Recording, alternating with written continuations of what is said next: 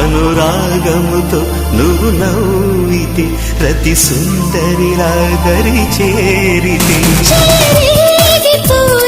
యవ్వనమే మద కోరికతో మాట్లాడితే కొస చూపులతో తాకితే నేను నేను ఆని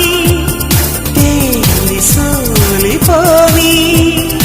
ఏది ఏమి కాని ఏకమౌదని రామరి నా చెలి ఓ ప్రేమ హృదయ వీణ నీవమ్మ